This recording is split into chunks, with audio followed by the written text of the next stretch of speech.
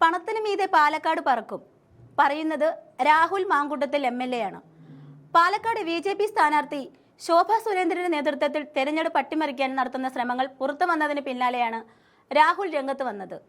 കഴിഞ്ഞ കുറച്ച് ദിവസങ്ങളായി നിങ്ങളുടെ സഹപ്രവർത്തകർ പാലക്കാടിന്റെ വിവിധ ഭാഗങ്ങളിൽ വോട്ടിനായി പണം ഒഴുകുന്നെന്ന് കേട്ടിരുന്നു. ഇന്ന് നിങ്ങളുടെ ഒപ്പം വാഹനത്തിൽ വന്ന നിങ്ങളുടെ വിശ്വസ്ത പോലും നിങ്ങൾ പോകുന്ന വീടുകളിൽ പണം കൊടുക്കാൻ ശ്രമിക്കുന്ന ദൃശ്യങ്ങളാണ് പുറത്തു വന്നിരിക്കുന്നത്. ദൃശ്യങ്ങൾ പകർത്തിയ ശോഭയുടെ മകന്റെ പ്രായമുള്ള കുട്ടിയോട് മുഖമടിച്ച് പൊളിക്കുമെന്ന് പ്രതികരിച്ചതിനെയും രാഹുൽ മാങ്കൂട്ടത്തിൽ വിമർശിക്കുന്നുണ്ട്. പാലക്കാട് മതേതര മണ്ണാണ്, പണം കൊടുത്തു വാങ്ങാൻ പറ്റുന്നതല്ല പാലക്കാടിന്റെ ജനാധിപത്യ ബോധവും മൂല്യവുമെന്നും രാഹുൽ മാങ്കൂട്ടത്തിൽ ഓർമ്മിപ്പിക്കുന്നുണ്ട്. കയ്യിൽ കുറെ പണം ഉണ്ടെങ്കിൽ അത് ആളുകൾക്ക് കൊടുത്തോളൂ, പക്ഷേ അതുകൊണ്ട് അവരുടെ വോട്ട് വാങ്ങാമെന്ന് വിചാരിക്കേണ്ട.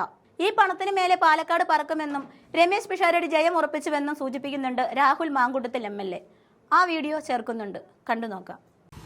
തെരഞ്ഞെടുപ്പിന്റെ സമയത്ത് വളരെ സോഫ്റ്റ് സ്പോക്കണായി അഭിനയിച്ചുകൊണ്ടിരുന്ന ശ്രീമതി ശോഭാ സുരേന്ദ്രൻ അവരുടെ റിയൽ അഗ്രസീവ് ക്യാരക്ടർ പുറത്തേക്ക് വന്നിരിക്കുകയാണ്. അന്ന് 2021 MG കണ്ണൻ ഒഴുക്കിയ ആ കണ്ണുനീര് ഇന്ന് CV ശാന്തകുമാർ അലമുറ ഇട്ടുകൊണ്ട് എന്റെ പേരിൽ അത്തരത്തിലൊരു കേസുമില്ല എന്ന് വിളിച്ചു പറഞ്ഞ ആ കരച്ചിൽ അത് അടൂര് കേൾക്കും. ജനാധിപത്യത്തെ വെല്ലുവിളിക്കുന്ന ദൃശ്യങ്ങളാണ് പുറത്തു വന്നുകൊണ്ടിരിക്കുന്നത്. അപ്പോൾ നിങ്ങളിൽ ചില മാധ്യമപ്രവർത്തകർക്കൊക്കെ ആ വിഷ്വൽസ് കിട്ടിയിട്ടുണ്ട്, ബാക്കിയുള്ള ആളുകൾക്കായിട്ട് തരികയും ചെയ്യാം. കഴിഞ്ഞ കുറേ ദിവസങ്ങളായി എന്തായാലും ദയനീയമായി പരാജയപ്പെടും എന്ന് ബോധ്യമുള്ള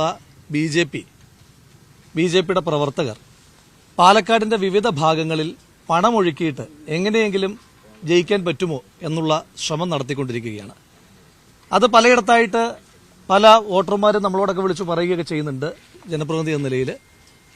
പക്ഷേ ഇന്ന് കണ്ട ഏറ്റവും ജനാധിപത്യത്തിന്റെ വിരുദ്ധമായ കാഴ്ച എന്ന് പറയുന്നത് പാലക്കാട്ടെ BJPയുടെ സ്ഥാനാർത്ഥി ശ്രീമതി ശോഭാ സുരേന്ദ്രൻ അവർ ഇന്ന് നിശബ്ദ പ്രചരണത്തിന്റെ ഭാഗമായി വിവിധ ഭവനങ്ങൾ സന്ദർശിക്കുകയാണ്. അവർ പോകുന്ന വീടുകളിലെല്ലാം അവരുടെ വാഹനത്തിൽ ഒപ്പം പോകുന്നവരുടെ ഏറ്റവും വിശ്വസ്തയായ സഹായിയായ സഹപ്രവർത്തക, ആ സഹപ്രവർത്തക ഇവർ പോയതിന്റെ തൊട്ടു പിന്നാലെ ഈ വീടുകളിൽ പണം കൊടുക്കുന്ന കാഴ്ചയാണ് കണ്ടത്.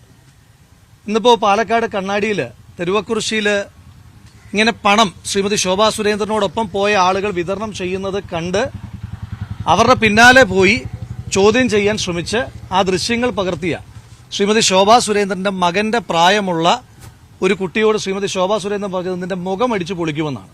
ആ വിഷ്വൽസും തരാം. തെരഞ്ഞെടുപ്പിന്റെ സമയത്ത് വളരെ സോഫ്റ്റ് സ്പോക്കണായി അഭിനയിച്ചുകൊണ്ടിരുന്ന ശ്രീമതി ശോഭാ സുരേന്ദ്രൻ അവരുടെ റിയൽ അഗ്രസീവ് ക്യാരക്ടർ പുറത്തേക്ക് വന്നിരിക്കുകയാണ്. അപ്പോൾ ഒരു കള്ളം പിടികൂടിയ ആളോട് മുഖം അടിച്ചു പൊളിക്കുമെന്ന് പറയുന്ന ഒരു തെരഞ്ഞെടുപ്പിന്റെ തൊട്ടു മുൻപ് നിൽക്കുന്ന സാഹചര്യത്തെ പാലക്കാട് വളരെ ഗൌരവത്തോടുകൂടി തന്നെ കാണും.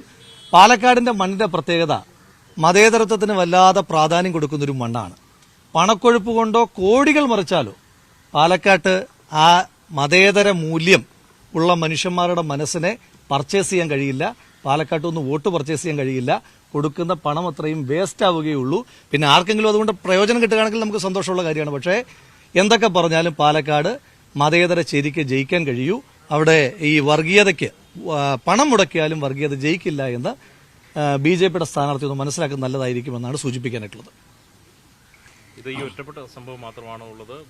അല്ല, പാലക്കാട് ഇത് വ്യാപകമായിട്ട് നടക്കുന്നു. അത് കേരളത്തിൽ തന്നെ എത്ര ജനാധിപത്യ വിരുദ്ധമായിട്ടാണ് തെരഞ്ഞെടുപ്പ് നടക്കുന്നത്. ഇപ്പോൾ അടൂരിലെ കേസ് നമുക്ക് നോക്കാം. ഇപ്പോൾ കമ്മ്യൂണിസ്റ്റ് ജനതാ പാർട്ടിയായിട്ടാണ് ഇവർ പ്രവർത്തിക്കുന്നത്. അടൂരിൽ കമ്മ്യൂണിസ്റ്റ് പാർട്ടി ഇതിന്റെ മറ്റൊരു മാതൃകയാണ് കാണുന്നത്.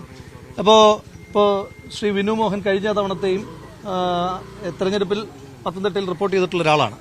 അങ്ങ് ഓർക്കുന്നുണ്ടാകും, തെരഞ്ഞെടുപ്പിന്റെ തൊട്ട് തലേ ദിവസമാണ് ശ്രീ MG കണ്ണനെ പറ്റി ഇതുപോലൊരു അപവാദ അപഖ്യാതി നോട്ടീസ് ഈ അടൂർ നിയോജകമണ്ഡലത്തിൽ പ്രചരിപ്പിച്ചു. സമാനമായ വാക്കുകളായിരുന്നു. ശ്രീ MG കണ്ണന്റെ ഒരു സുഹൃത്ത് കൊല്ലപ്പെടാനുള്ള കാരണം ശ്രീ MG കണ്ണനാണ് എന്ന് പറഞ്ഞുകൊണ്ട് MG കണ്ണൻ കൊലയാളിയാണെന്ന് പറഞ്ഞുകൊണ്ടുള്ള ഒരു നോട്ടീസ് ഇവിടെയെല്ലാം വിതരണം ചെയ്തു.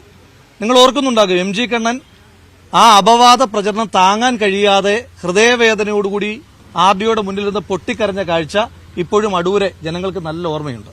ഇന്നിതാ വീണ്ടും ഒരു കാഴ്ച. അത് മണ്ണടി മേഖലയിലൊക്കെ ഇപ്പോൾ നമ്മൾ കഴിഞ്ഞ ദിവസങ്ങളിലൊക്കെ ചർച്ച ചെയ്തതാണ് CPM SDPIയും തമ്മിൽ ഉള്ള ധാരണയെപ്പറ്റി. മണ്ണടി മേഖലയിൽ CPMന്റെയും SDPIയുടെ പഞ്ചായത്ത് മെമ്പർ അടക്കമുള്ള ആളുകൾ ഒരുമിച്ച് പോയിട്ടാണ് ഇവിടുത്തെ ഐക്യജനാധിപത്യ മുന്നണിയുടെ സ്ഥാനാർത്ഥി ശ്രീ CV ശാന്തകുമാറിനെതിരായിട്ട് CV ശാന്തകുമാർ കൊലക്കേസിലെ പ്രതിയാണെന്ന് പറഞ്ഞുകൊണ്ടുള്ള ഒരു അപവാദ നോട്ടീസ് പ്രചരിപ്പിച്ചത്. ആ അപവാദ നോട്ടീസ് പ്രചരിപ്പിക്കുന്നത് കണ്ട് നാട്ടുകാർ പിടികൂടി പോലീസിൽ ഏൽപ്പിച്ചു കഴിഞ്ഞപ്പോൾ ആ പ്രതികളെ രക്ഷപ്പെടുത്താനായിട്ട് വന്നതാരാണ്? അടൂരിന്റെ MLA-യും ഡെപ്യൂട്ടി സ്പീക്കറുമായിട്ടുള്ള ശ്രീ ചിറ്റയം ഗോപകുമാർ. അതായത് ഊരും പേരുമില്ലാത്ത, പബ്ലിഷറുടെ പേരില്ലാത്ത, ഏത് കമ്മിറ്റി അടിച്ചു എന്ന് ഉറപ്പില്ലാത്ത ഒരു നോട്ടീസ് വിതരണം ചെയ്ത ആളുകളെ അറസ്റ്റ് ചെയ്യുമ്പോൾ നോവുന്നത് അടൂരിന്റെ MLA-യ്ക്കും ഡെപ്യൂട്ടി സ്പീക്കറുമായ വ്യക്തിക്കാണെന്ന് പറയുമ്പോൾ ആ പ്രിന്റിംഗ് ഹൌസ് എവിടെയാണ് എന്ന് അടൂരുകാർക്ക് നല്ല ബോധ്യമുണ്ട്. അന്ന് 2021 MG കണ്ണൻ ഒഴുക്കിയ ആ കണ്ണുനീര് ഇന്ന് CV ശാന്തകുമാർ അലമുറ ഇട്ടുകൊണ്ട് എന്റെ പേരിൽ അത്തരത്തിലൊരു കേസുമില്ല എന്ന് വിളിച്ചു പറഞ്ഞ ആ കരച്ചിൽ അത് അടൂര് കേൾക്കും. അടൂരിലും ഇത്തവണ മാറ്റമുണ്ടാകും. വലിയ ഭൂരിപക്ഷത്തിൽ കോൺഗ്രസിന്റെ സ്ഥാനാർത്ഥി ജയിക്കും. ഫലത്തിൽ SDPI CPM ഒരുമിച്ച് പ്രചാരണം നടത്തും. നിങ്ങൾക്ക് അതിന്റെ വിഷ്വൽസ് ഇതിനോടകം തന്നെ കിട്ടിക്കാണുമെന്ന് ഞാൻ വിചാരിക്കുന്നത്. SDPIയുടെ പഞ്ചായത്ത് മെമ്പർ CPM-ന്റെ സ്ക്വാഡ് വർക്കിൽ ഇറങ്ങി നിന്നിട്ട് കൊടുക്കുകയാണ്. ആ നാൻപറ്റ മകനോട് മാപ്പിരന്നിട്ട് വേണം അടൂരിലെ CPM-ന്റെ നേതാക്കന്മാർ ഇതിനു വേണ്ടിയിട്ട് ഇറങ്ങിത്തിരിക്കാനായിട്ടെന്ന് മാത്രമാണ് സൂചിപ്പിക്കാനായിട്ടുള്ളത്.